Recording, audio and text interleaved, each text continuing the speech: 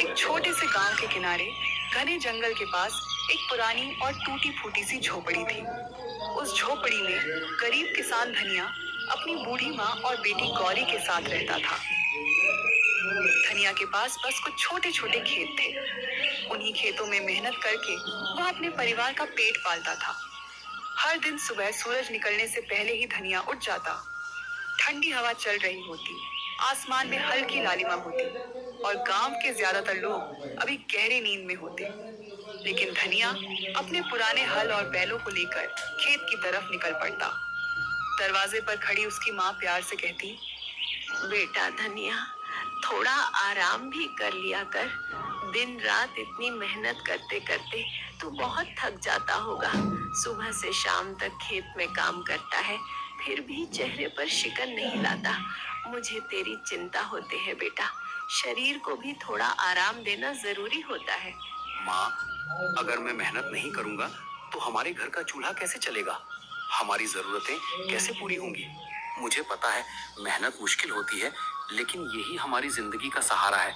जब तक मेरे हाथ पैर चल रहे हैं मैं मेहनत करता रहूंगा, ताकि आपको कभी किसी चीज की कमी महसूस ना हो। तभी उसकी बेटी गौरी दौड़ते हुए आती और कहती, बाबा जल्दी वापस आना, मैं आपका इंतजार करूंगी। देर मत करना, मुझे अच्छा लगता है जब आप जल्दी घर आ जाते हैं। धनिया अपनी बेटी के सिर पर प्यार से हाथ फेरता और खेत की ओर चल पड़ता। दिन भर वह खेत में पसीना बहाता रहता, कभी तेज धूप, कभी अचानक बारिश, लेकिन धनिया मेहनत करना कभी नहीं छोड़ता। धनिया ने कभी हार नहीं मानी। वह हमेशा अपनी माँ से कहता, ईश्वर ने हमें मेहनत करने के लिए हाथ दिए हैं। अगर हम सच्चे दिल से मेहनत करते रहेंगे तो एक ना एक दिन हमारी किस्मत जरूर बदलेगी। ईश्वर मेहनत करने वालों को कभी खाली हाथ नहीं लौटाते। माँ उसकी बात सुनकर चुपचाप भगवान से प्रार्थना करती।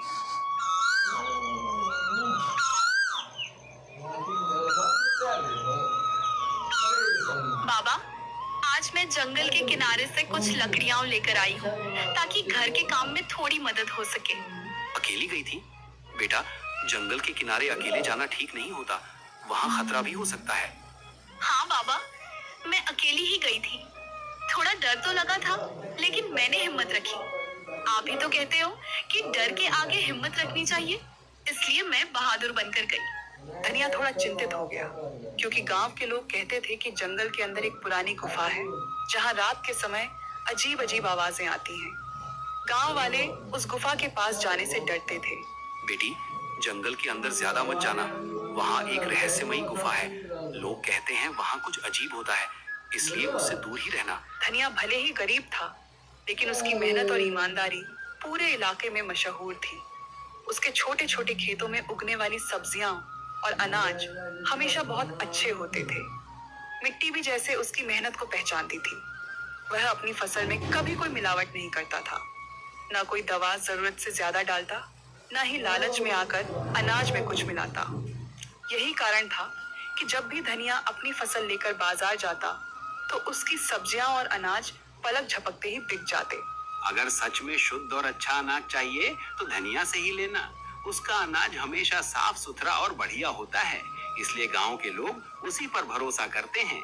लेकिन धनिया कभी इसका फायदा उठाकर ज्यादा पैसे नहीं मांगता था। मेहनत का सही दाम मिल जाए, वही मेरे लिए बहुत बड़ी बात है। मैं ज्यादा दौलत या बड़ी बड़ी चीजों की चाह नहीं रखता। बस इतना चाहता हूँ कि दिन भर की मेहनत के बाद जो अनाज मैं उगाता हूँ उसका सही मूल्य मिल जाए। अगर मेरी मेहनत से मेरे घर का चूल्हा जल जाए और मेरे परिवार का पेट भर जाए तो मुझे लगता है कि मेरी मेहनत सफल हो गई। मेरे लिए सच्ची खुशी और सुकून इसी में है कि इंसान ईमानदारी से मेहनत करे और उसी मेहनत की कमाई से अपना जीवन चलाए। इसी वजह से गरीब लोग भी अक्सर उसी से सामान खरीदते थे। लेकिन गांव में एक बहुत बड़ा और अमीर व्यापारी था। उसका नाम था लालाचंद सेठ। लालाचंद सेठ पूरे इलाके में अनाज और सब्जियों का बड़ा व्यापार करता था, लेकिन वह अक्सर मुनाफे के लिए मिलावट भी कर देता था और चीजों को बहुत महंगे दामों में बेचता था। जब लोगों ने धनिया से सामान खरीदना शुरू किया तो सेठ का व्यापार थोड़ा कम होने लगा। यह बात उसे बिल्कुल पसंद नहीं आई। housewarming party is tomorrow, but the guests won't show up because Mr. Menon forgot the invites. एक दिन बाजार में उसने धनिया को देखते ही ताना मारा। अरे धनिया, तू किसान है या कोई संत? हर बार इतना सस्ता माल बेच देता है, इसलिए लोग तुझे हल्के में लेने लगे हैं। लेकिन याद रख, इस बाजार में असली फैसला मेरा चलता है। अगर तू मेरे हिसाब से अनाज नहीं बेचेगा तो तेरा माल कोई नहीं खरीदेगा। फिर देखना तेरे घर का चूल्हा कैसे जलेगा। सेठ जी, मैं तो बस इतना चाहता हूँ कि मेरी मेहनत का सही दाम मिल जाए। मैंने दिन भर खेत में मेहनत की है, पसीना बहा है। अगर उस मेहनत का थोड़ा सा भी सही मूल्य मिल जाए तो मेरे लिए वही काफी है। मैं किसी को धोखा देकर या गलत तरीके से पैसा नहीं कमाना चाहता। मेहनत का सही दाम मिल जाए वही मेरे लिए बहुत बड़ी बात है। बहुत बड़ी बड़ी बातें करने लगा है तू। सुन ले धनिया, इस बाजार में वही चलता है जो ताकतवर होता है। अगर तूने मेरी बात नहीं मानी तो मैं ऐसा हाल कर दूंगा कि तेरा अनाज बाजार में कोई नहीं खरीदेगा। फिर तू अपने घर बैठकर यही ईमानदारी की बातें करता रहना। बाजार में खड़े कुछ लोग यह सब सुन रहे थे। धनिया ने बस मुस्कुराकर अपनी फसल बेचनी जारी रखी। वह कभी किसी से झगड़ा नहीं करता था, लेकिन लालाचंद सेठ का गुस्सा दिन प्रतिदिन बढ़ता जा रहा था। कभी वह धनिया को सबके सामने नीचा दिखाने की कोशिश करता, कभी उसे गरीबी का ताना देता। फिर भी धनिया के चेहरे पर कभी शिकायत नहीं आती। शाम को जब वह घर लौटता तो उसकी बेटी गौरी दौड़ कर आ जाती। बाबा, आज बाजार कैसा रहा? क्या आज अनाज अच्छे दाम में बिका या फिर लोगों ने पहले की तरह मोल भाव किया? अच्छा रहा बेटी, भगवान की कृपा से आज लगभग सारा अनाज बिक गया। लोगों ने भरोसे से लिया और मेहनत का ठीक ठाक दाम भी मिल गया।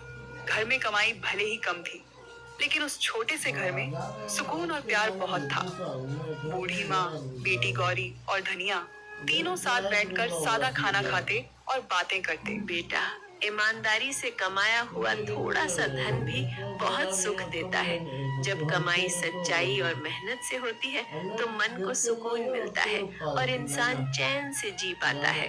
माँ, हमें जितना मिला है उसी में खुश रहना चाहिए। लालच करने से कभी सच्ची खुशी नहीं मिलती, लेकिन मेहनत और संतोष से जीवन